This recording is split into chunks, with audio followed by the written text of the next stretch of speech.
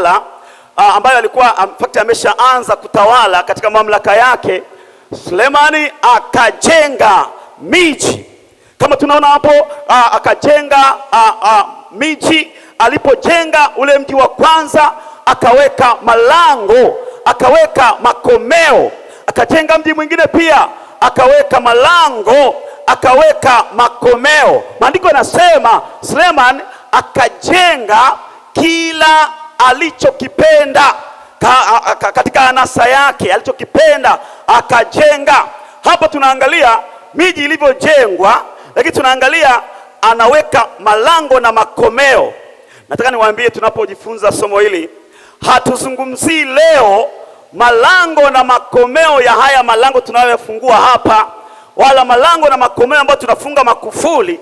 Leo Roho Mungu anaongoza tuzungumzie habari ya malango na makomeo yanayofunga maisha yetu, lakini katikati ya majira. Sasa ni majira gani? Tutaenda pamoja katika somo la leo. Utaona malango na makomeo katikati ya majira. Ni malango gani ambayo yamefunga maisha yetu? Ni makomeo gani ambayo yamefunga maisha yetu? Na hapa twende pamoja kitabu cha Yeremia sura ile ya 13.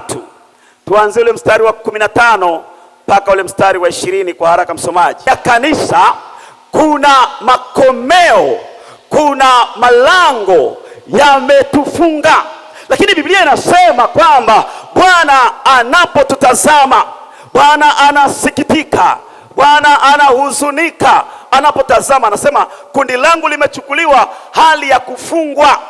Limefungwa. Ya tunakuja kusali, lakini kuna vifungo ambavyo tumefungwa. Lakini leo tutaona tunapotoka kwenye hayo malango na makomeo. Punga mkono. Bwana Yesu asifiwe.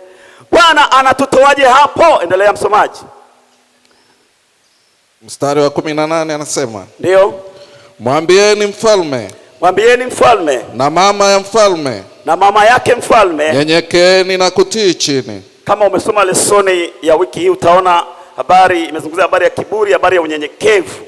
Lakini hapa Biblia inasema nyenyekeeni. Endelea. Na kuketi chini. Twende. Kwa maana vilemba vyenu vimeshuka. Kwa sababu vilemba vyenu vimeshuka. Naam. Taji ya utukufu wenu. Miji ya Negebu imefungwa malango yake. Wala hapana mtu wa kuyafungua. Yuda amechukuliwa hali ya kufungwa. Yuda naye amechukuliwa katika hali ya kufungwa. Amechukuliwa kabisa hali ya kufungwa. Inua macho yako. Sasa inua macho yako. Yerusalemu. Ukawatazame hawa wanaokuja kutoka kaskazini. Ndio. Liko wapi kundi lako ulilopewa? Kundi lile zuri. Kundi ambalo ni zuri. Utasema nini wewe? Sikiliza, haya malango na makomeo yametufunga kwa namna gani? Unajua, unaweza ukafikiria ni malango hayo, unaweza ukafikiria ni makomeo haya ambayo tunafunga. Kama Sulemani alijenga hekalu. Sulemani alilijenga katika viwango vya hali ya juu hekalu. Lakini Sulemani akajenga miji kama tulivyosoma, akaweka makomeo, akaweka ulinzi. Makomeo maana yake anaweka ulinzi. Lakini Sulemani, angalia, tunamsoma vizuri, katika moyo wake ilikuwaje? Alifungwa pia katika malango ya uovu. Tunamfahamu Sulemani katika anasa yake yote aliyoijenga. Sulemani huyu tunayemsoma akiona kitu kizuri mahali fulani, msichana mzuri, leta. Akienda nchi nyingine akiona msichana mzuri, leta. Akawa na wanawake 300, akawa na masuria 700, jumla ni ngapi? 1000. Yaani buku 1000. Akawa nao wote. Wewe leo na mwanamke mmoja anakutoa jasho. Sulemani alikuwa na wangapi? 1000. Sikiliza alivyotolewa jasho. Huyu anamwambia leo twende kwangu kwa kamungu kangu, maana walikuwa ni watu wa miungu wale wanawake. Leo twende kwa Mungu wangu huyu, twende huku. Akaona jinsi ambavyo anafungwa malango yamemfunga malango ya anasa. Lakini Sulemani alipoona yote ni ubatili, aliacha, akabaki na mmoja. Sema amina. Kuna malango ambayo yanaweza yakatufunga, lakini tunapofungwa tukashindwa kuona mlango ambao uko wazi. Na tumeimba wimbo namba 110, mlango wazi huu Yesu ameufungua na hakuna wa kufunga. Yesu anakujaje kufungua? Soma nami kitabu cha Luka sura ile ya 12, tuanze ule mstari wa 48. Bwana Yesu asifiwe. Amen. Na Yesu anakuja kwa majira. Sikiliza, ndio maana somo linasema malango na makomeo katikati ya majira. Ni majira gani? Ni majira ya kutoka kwenye hayo makomeo, ni majira ya kutoka kwenye hayo malango yaliyokufunga, ni majira ya kutoka hapo. Na anatokaje? Sikiliza, unatokaje? Kuna zamu ya pili kwenye Biblia. Kuna zamu ya kwanza, zamu ya pili, zamu ya tatu, zamu ya nne. Zamu ya kwanza inaanzia saa 1 mpaka saa 3. Hiyo ni zamu ya kwanza. Zamu ya pili, yani saa 1 mpaka saa 3 usiku. Zamu ya pili inaanza kuanzia hapo saa 4 mpaka saa 6. Zamu ya pili. Na ndio maana wana theology wengi wanasema atakuja usiku, hatujui siku wala saa anapokuja Yesu. Lakini vitabu vingi, ukienda kwenye Luka hii ambayo tunasoma, ukienda katika Marko, injili zote 4 zinazungumzia hizi zamu. Zamu ya pili anasema akija zamu ya pili au zamu ya tatu, akiwakuta mnakesha, akiwakuta mko tayari, akiwakuta. Unajua kukesha maana yake ni kujiweka tayari. Lakini ikiwa kuna malango na makomeo yametufunga, tunawezaje kuona mlango ambao ni Yesu, ambao uko wazi?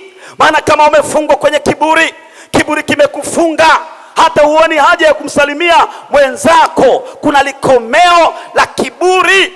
Kuna mmoja akasema, nikimwona akija njia hii, mimi napita njia hii. Kuna komeo la kiburi limemfunga. Wewe unasema huyu hata kusalimiana naye sina mpango, sina haja. Anamuona mwenzake kama takataka. Kuna komeo limefunga hapo. Mwingine anasema kuja kwenye maombi siku ya ibada ya Jumatano, naona tu haina haja. Kuna komeo limefunga hapo. Mwingine anasema kutoa zaka na sadaka, wakati maisha yamekuwa magumu, makomeo ya uchumi yamefunga. Yeye anaona hapo kama hakuna umuhimu. Lakini Yesu ninampenda, yeye anakuja zamu yoyote kufungua hayo malango. Sema amina. Jamani, punga mkono. Bwana Yesu asifiwe. Anakuja zamu yoyote. Anaweza akaja hata hapa kwenye ibada akasema, hii ni zamu ya kufungua komeo la kiburi chako. Kiburi hicho kikatoweka. Bwana Yesu asifiwe. Hii ni zamu ya kufungua komeo la umbea. Muda wangu umekimbia, lakini ukipata muda soma hiyo Mambo ya Nyakati wa pili, hiyo sura ya 8. Isome yote hiyo sura, utaona vitu ambavyo tunapaswa kuviacha ili kutoka kwenye hayo makomeo na malango. Na usome hiyo Yeremia sura ya 13. Uisome yote Yeremia 13 aya ya 15. Usoma yote uone kwamba kuna vitu vimetufunga. Fungwa na majivuno, fungwa na kiburi. Kuna makomeo yametufunga, lakini Yesu peke yake anaweka mlango wazi. Bwana Yesu asifiwe. Huu mlango ni yeye, yuko tayari kutufungua katika hivyo vifungo. Sikiliza kisa kimoja cha binti ambaye kisa chake kinafananishwa na cha mwana mpotevu. Huyu binti makomeo na malango na makomeo yalipofunga, akaona kiburi kikapanda. Akamwambia, mama, wewe kama ungechelewa kunizaa ningekuzaa mimi. Anamwambia mama yake mzazi. Hapo akamwambia, mimi nachukua kila kilicho changu, ninaondoka. Huyu binti akaondoka kwenda mbali kabisa. akafungwa na makomeo ya uasherati, makomeo ya uzinzi yakamfunga huyu binti. Alipofungwa na maisha yakampiga. Unajua yule mama, binti alipoondoka, yule mama akaenda, alipotoa tu ile hatua ya mwisho, binti anaondoka hapo nyumbani, anaondoka zake, mama akaenda kwenye ule mlango ambao binti ametoka. Mama akasema huu mlango sitaufunga, akauacha wazi ule mlango, na alipouacha wazi akamsindikiza binti kwa macho. Binti anaondoka kwa hasira na amechukua kila kilicho chake, anaondoka na akaenda akakaa miaka mingi huko nchi za mbali. Binti akakutana na Yesu anayetutoa kwenye makomeo na malango yaliyofunga. Haleluya! Binti kwenye mkutano wa Injili akakutana na Yesu, akatoa maisha yake kwa Yesu. Sikiliza, aliona mlango ulioko wazi, akasema huu mlango ambao uko wazi, natamani kuingia. Huyu binti akaenda akabatizwa, na alipobatizwa akasema sasa ninarudi nyumbani. Sikiliza, alipokuwa anarudi nyumbani, apiga hatua ya kurudi nyumbani, alirudi nyumbani kwenye saa 6 za usiku hivi. Mlango ulikuwa wazi, akaingia ndani. Alipoingia ndani akamwambia mama, imekuwaje mpaka saa 6 za usiku hizi bado umeuacha mlango wazi? Mama akamwambia binti yake, sikiliza binti yangu, tangu siku ile ulipoondoka, huu mlango haujawahi kufungwa, umekuwa wazi kwa ajili yako, maana ninajua siku moja binti yangu utarudi, ndio maana mlango nikauacha wazi. Unajua, yule binti akamkumbatia mama yake, machozi yakibubujika, akasema kumbe uliuacha huu mlango wazi kwa ajili yangu. Nataka nikwambie rafiki yangu pendwa, muumini na mgeni uliokuja hapa, mlango wa wokovu uko wazi masaa yote, na Yesu ameufungua na hakuna wa kufunga. Bwana Yesu asifiwe. Na ameuacha wazi kwa ajili yetu. Soma kitabu cha Mathayo sura ya 7. Msomaji wangu kwa haraka, Mathayo sura ya 7, twende ile aya ya 12. Katika hao wachache uwepo na mimi niwepo. Sikiliza, kwa nini njia ni nyembamba? Ni nyembamba kwa sababu inataka watu ambao wanasema hata kama tulifungwa kwenye makomeo fulani ya dhambi fulani, lakini saa majira ya kutoka yamefika, tunatoka, tunapita katika njia iliyo nyembamba. Maana yake tunachongwa, kwa maana yale mambo ya kidunia yote tunaachana nayo, tunapita kwenye hii njia. Na ngoja nikwambie, hii njia sio rahisi, imesonga. Ukipita unapaswa uone habari ya kubeba msalaba. Kwa hiyo hapa zimeimba kubeba msalaba, sio hapa shingoni. Kubeba msalaba, unapita kwenye mateso fulani, lakini dhambi inakoma katika maisha yako. Punga mkono. Bwana Yesu asifiwe. Kubeba msalaba, anasema ingieni katika mlango huo. Huo mlango uko wazi, uko wazi kwa ajili yako na kwa ajili yangu. Kama kuna kakiburi kamekukamata na unasema haka nikakomeo kamenifunga, Yesu anasema amefungua mlango wazi kwa ajili yako na kwa ajili yangu. Huu mlango utakuwa wazi mpaka lini?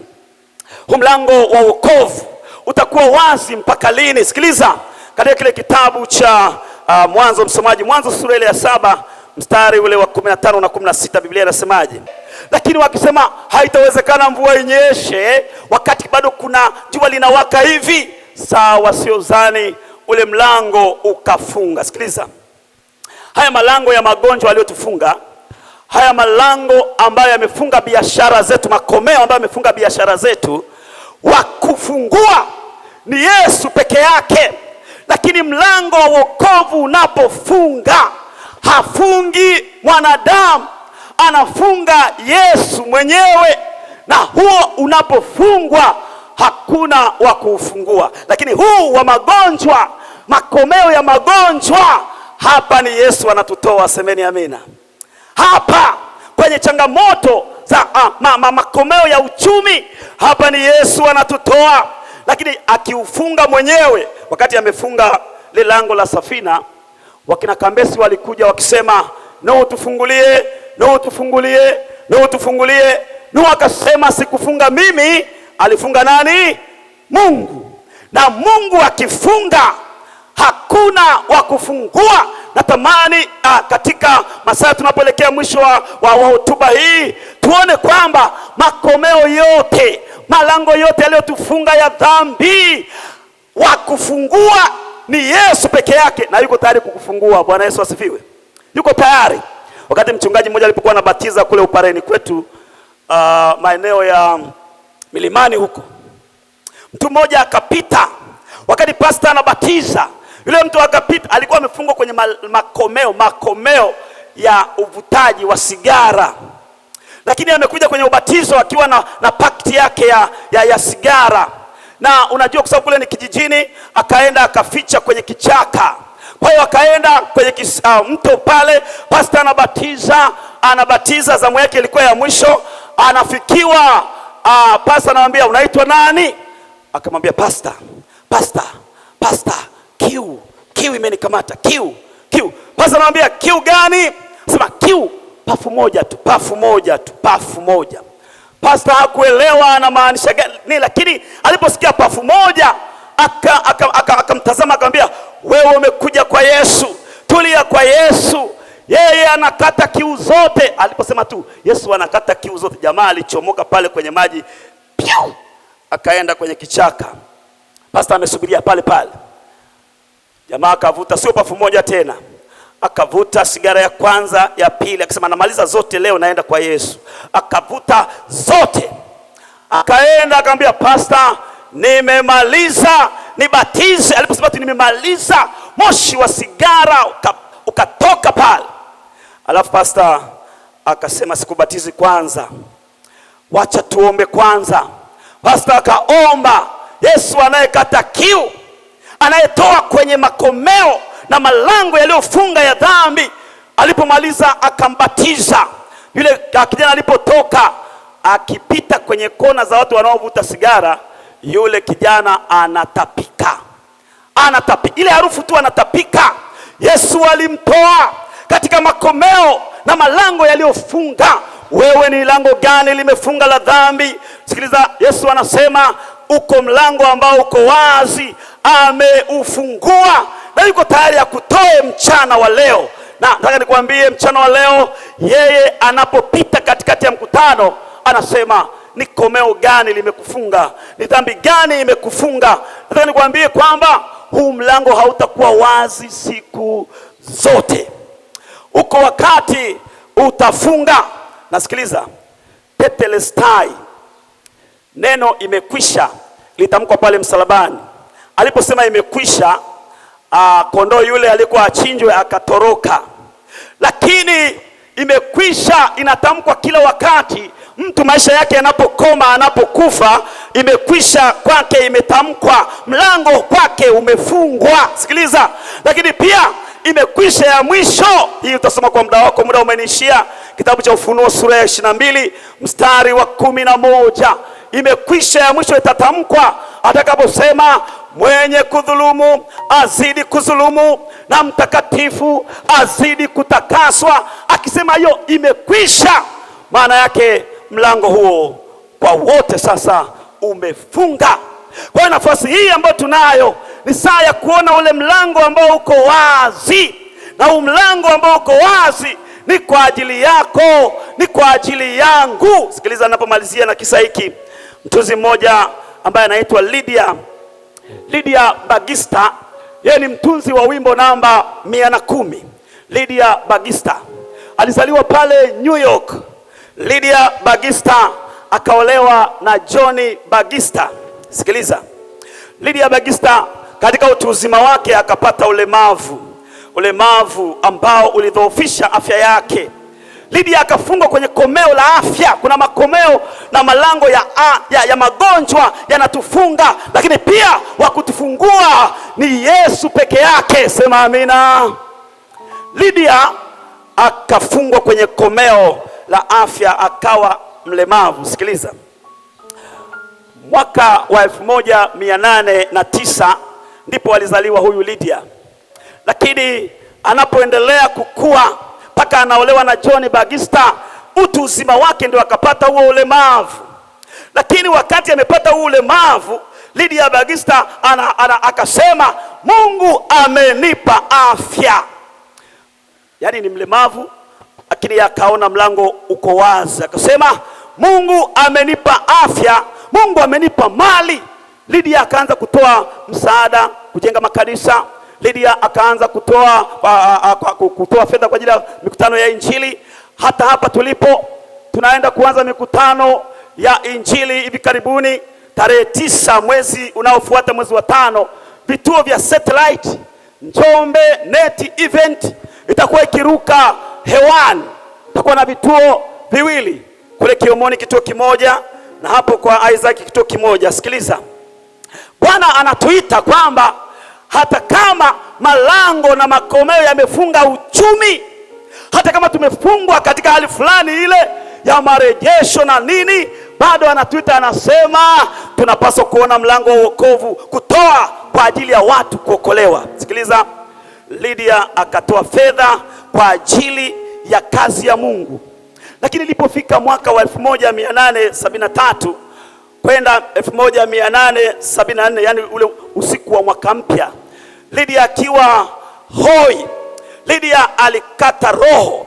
Lakini usiku uliofuata kwenye mkesha mmoja kule London, ule wimbo wa namba 110 ukaimbwa, mlango uko wa wema, mlango wazi huu, Yesu ameufungua na hapana wa kufunga.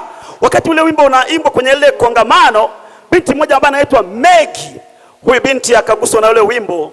Huyu binti akatoa maisha yake kwa Yesu. Huyu binti akaenda kwa mchungaji ili abatizwe, lakini mchungaji akamtia moyo, akamwambia sasa na wewe utaendelea kufundisha na wengine. Lakini usiku uliofuata yule binti alipomaliza masomo yake akapanda treni, na wakati wako safarini, huyu Maggie, treni yao ikagongana na treni ya mizigo. Lakini kabla ya tukio hilo alifungua ule wimbo, akafungua kitabu cha nyimbo, akaimba ule wimbo, mlango uko wa wema, mlango wazi huu, Yesu ameufungua na hakuna wa kufunga.